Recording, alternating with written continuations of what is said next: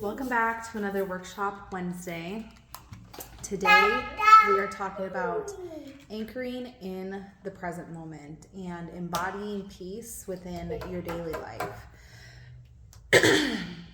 So I'm trying something new. We're doing this at the library, so if there's an echo or the kids are being too loud, I'm going to see about using my microphone again. But we'll just kind of go with it and see. I know I've kind of missed a couple weeks. My phone has been broken. Things have been really funky. But hopefully we'll be able to get on track.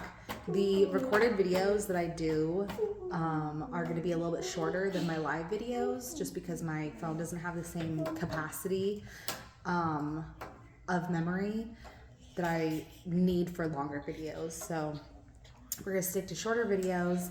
And I'm going to try my hardest to continue posting the videos on Wednesday. So even though it won't be a live video on Wednesday, I do plan on posting my new videos on Wednesday.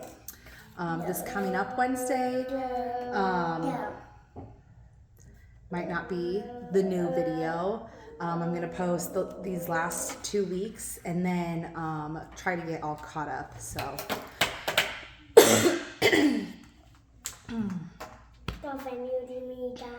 Excuse me. No, not doing that. No.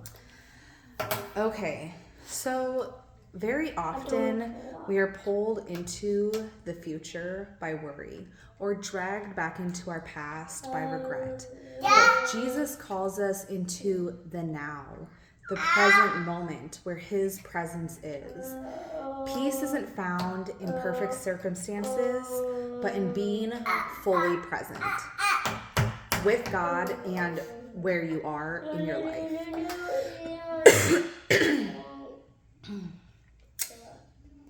Today we explore how to embody stillness in motion and anchor our lives in the present moment. If you are like me, a parent of many kids, and you're constantly running, doing all of the things to stay caught up, you know, the sports, the school, the curriculum, all the different things, you often jump from task to task to task without much thought or stillness in between. Uh-oh. Did you drop it? No. Are you going to go get it? Yeah. You got to crawl under there and go get it.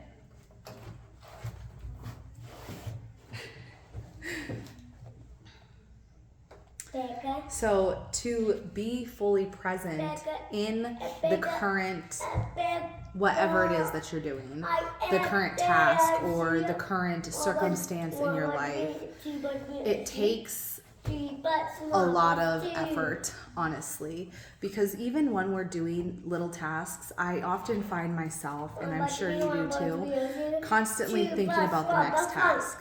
Constantly thinking about what needs to be done next, what needs to be done next. And that is not being in the present moment. Being in the present moment is allowing yourself to enjoy what you are doing in the present moment and then taking that moment of stillness after that to reassess what needs to be done next. So Matthew 6:34 says, "Therefore do not worry about tomorrow, for tomorrow will worry about itself. Each day has enough trouble of its own." And that is so true. When you are constantly thinking about the future, constantly thinking about the next day, now there is a balance between planning for the future and living in the present moment.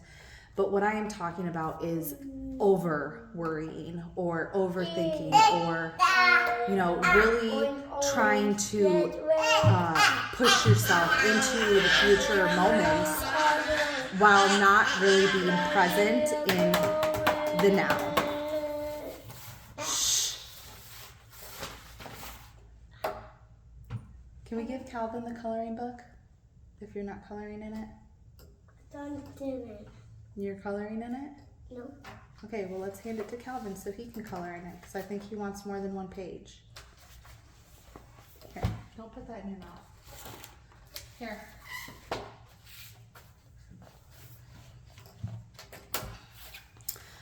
So stillness is a moment by moment practice.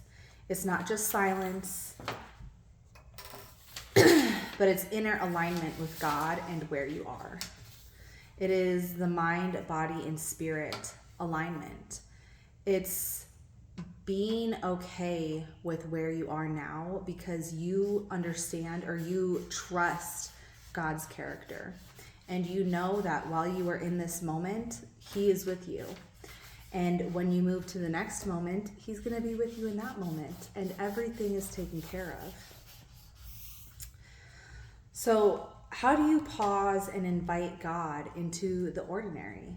This is what we do to invite alignment or invite God into our busy lives. So this could be inviting Him in while we're doing chores or different tasks around the house. So, maybe praising God while you're doing the dishes, or having a meditation moment or prayer moment while you're doing the laundry, or just simple things like that, and speaking to Him throughout the day to create that intimacy with Him and really allow yourself to be in the moment. I want more bed. In Psalms, I think it's 46:10 says, "Be still and know that I am God." What did you say? I want my hamburger. Oh. Here you go. Thank you. Oh. This one is yours. This one.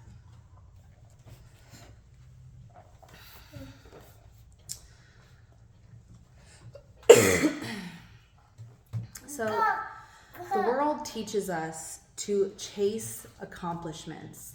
And I know for a long time I was stuck on, what do I want to be when I grow up? What do I want to be when I grow up? But here's the thing that many people don't tell you. I was not taught as a kid or told or exampled that who you are when you grow up or what you want to be when you grow up can be a multitude of things. Okay? You can be a doctor for 10 years, a chef for 5 years, a teacher for 3 years, or however, you don't have to be a specific person your entire life, because it's about change. It's about becoming something new. It's about embracing each season as its own and really enjoying the moments that you are given in the present time. And I also learned it's really not about what do I want to be when I grow up, but more about who do I want to become. Because whether you become what you want to be or not, who you are inside is completely different than what you are. Mommy. No, I'm not eating the bread. You.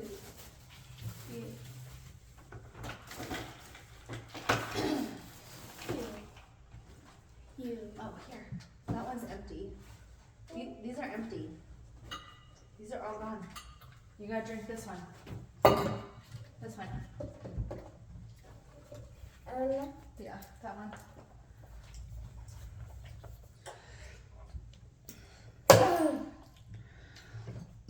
So as the world teaches us to chase accomplishments, to become the next best thing, to have the best career, to make the most money, to do all of these things, God invites us to abide in Him, which is honestly the best feeling. Because when you are abiding in God, when you are being obedient to God, when you are following His will and following His way, life feels different. I'm not worried as much because I'm not worried about the next day. I'm not as stressed out because I have given Him my problems.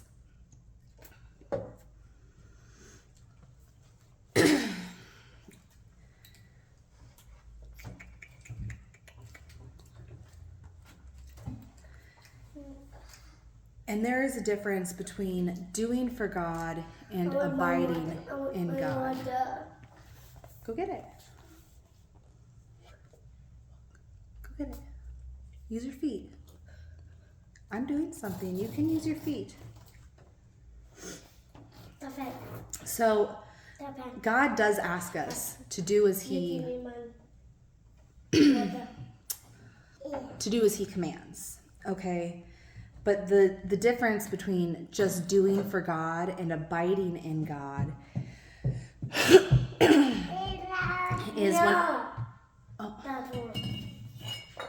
Atticus, stand up and get it yourself. Get up and get it yourself. Then you're not going to get it.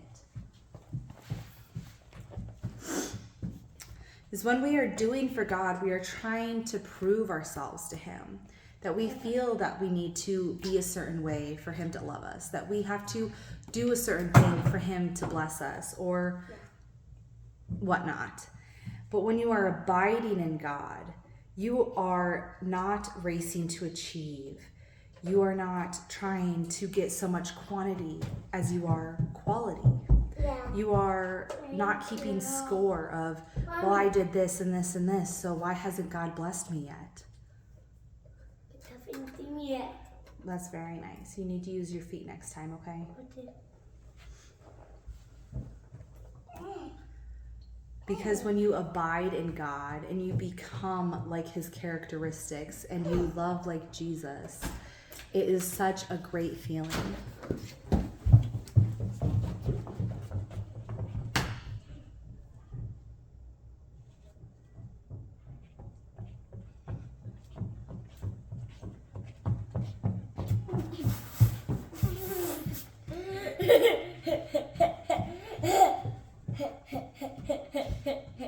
You try to run away from me.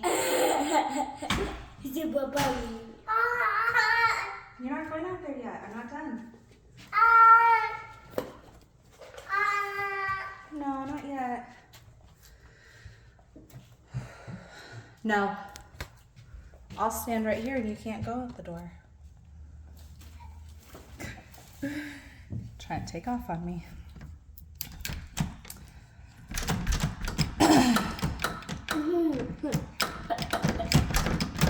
Shh. Stop.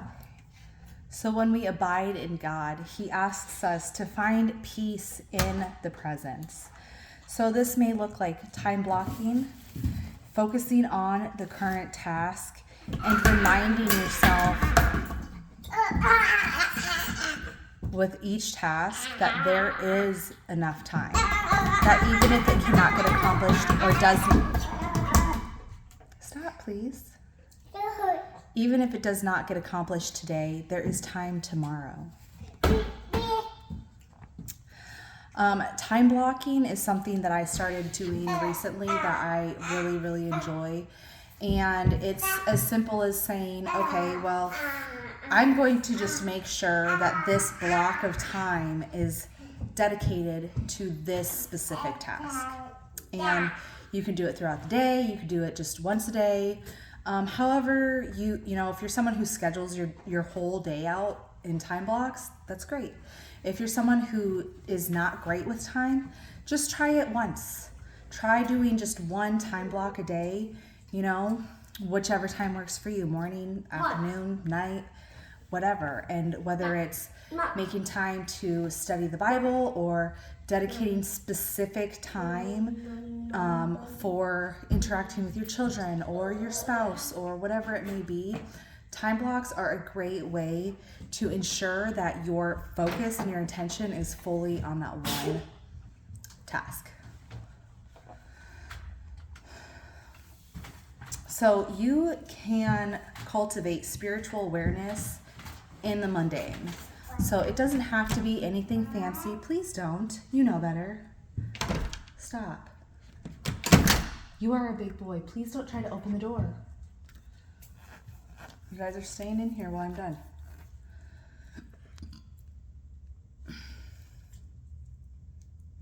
I'm going to have you stand in the corner if you don't stop. Thank you. So Having spiritual awareness in the mundane can be worshiping anytime. You can worship in the car, you can worship in the shower, you can worship while you're doing the dishes. However you can accomplish this, or however you can bring it into the current task that you're in. Something else that I kind of came to the realization about a year ago is life can be a dance party if you wanted to. Calvin is fine. He's got to pull up. He has a diaper. Stop. So if you're walking down the street and a song pops into your head, sing it out loud. Stop. If you feel like dancing down the street, dancing down the sidewalk, do so. Because how other people view you, that has nothing to do with how you, what's that word? I want to say accomplish, but that's not what I'm thinking. But how you present yourself in life should have not a whole lot to do with how other people think of you, because their opinions of you has more to do with themselves than it does you. And by listening to other people's constant opinions about what they think about you is only going to bring you down. Another thing that I realized is peace is a posture of the heart that stays steady because it trusts God more than your circumstances. And the more that I trust God, the more peace that I have, the easier it is for me to come back to balance when I get angry or get frustrated or am having a hard time, that I can more easily pinpoint what it is that my issue is, and I can come back to center so much easier. It is also the beauty of simplicity, just the little things. God's gifts aren't always material, mental clarity.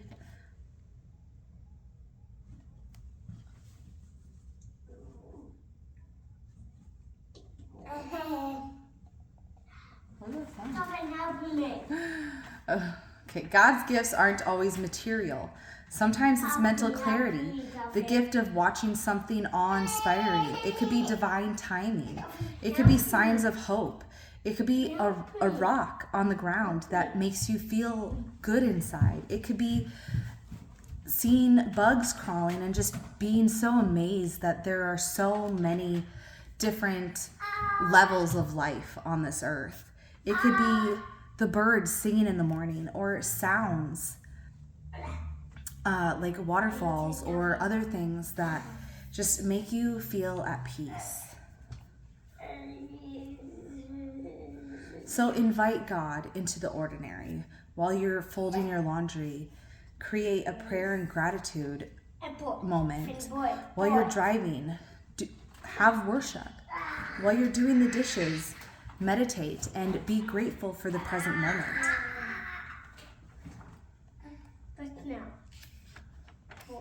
True peace doesn't mean the absence of noise, conflicts, or problems. It's awareness of God during the storm. It's allowing God to stop the spiraling thoughts with prayer.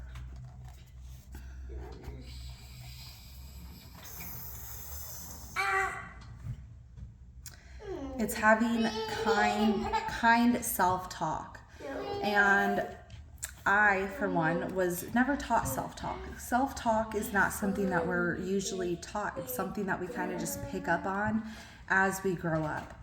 And as our parents talked to us or talked to themselves, that often becomes the way that we talk to ourselves.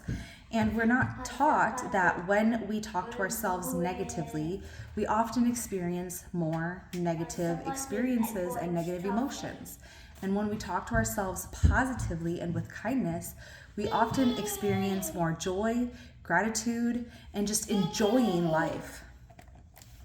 So I began asking myself, how would Jesus speak to me? How would he present himself in this situation? And oftentimes when I am feeling, full of emotion, that I saw this image on social media a while back, and it was Jesus giving this girl a hug. So anytime that I feel down in the dirt, I just imagine him embracing me, just covering me. Because when you feel Jesus, when you feel God in the presence, in where you are right now, there's like a huge weight that gets lifted. Careful.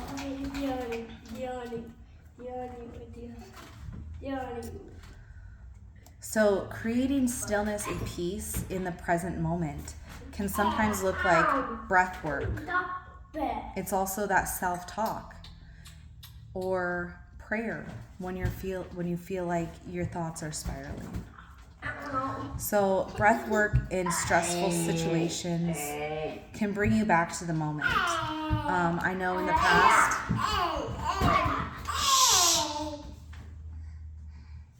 past I've talked about box breathing, and that is a very, very good technique. It is 4 seconds in, a 4-second hold, and 4 seconds out.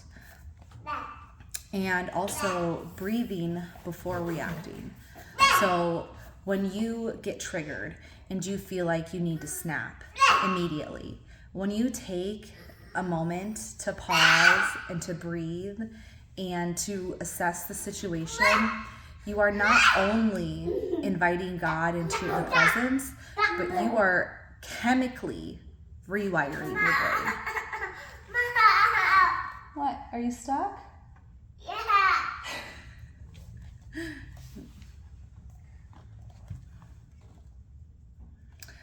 So something that I have learned, okay, give me just a second.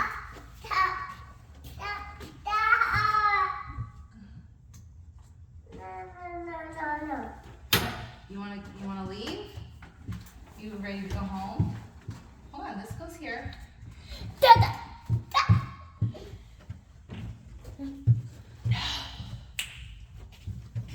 You're not allowed to be in my video.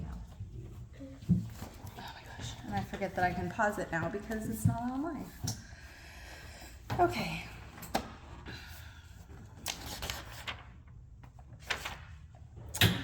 Okay, well that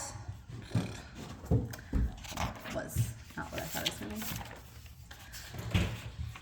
be.